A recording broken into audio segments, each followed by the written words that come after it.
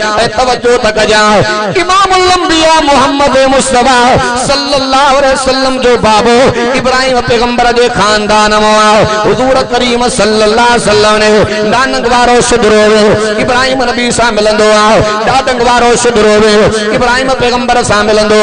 नजर तक जा इमामुल अंबिया दे बाबे जो नालो जनाबे अब्दुल्ला उन जे बाबे जो नालो जनाबे अब्दुल मुत्तलिब उन जे बाबे जो नालो जनाबे हाशिम उन जे बाबे जो नालो अब्दुल मनाव उन जे बाबे जो नालो कुसैया उन जे बाबे जो नालो किलाबा किलाबते शुदरो मिलंदो पियो हुजूर जे अम्मा जो नालो अम्मड़ आमिना अम्मा आमिना जे बाबे जो नालो जनाबे वहाब जे बाबे जो नालो अब्दुल मनाव जे बाबे जो नालो ज़ुहर जे बाबे जो नालो किलाबा नजर तक जा माना डाडंग वारो शुदरो भी इब्राहिम नबी सा मिलंदो पियो नानंग वारो शुदरो भी इब्राहिम पैगंबर सा मिलंदो पियो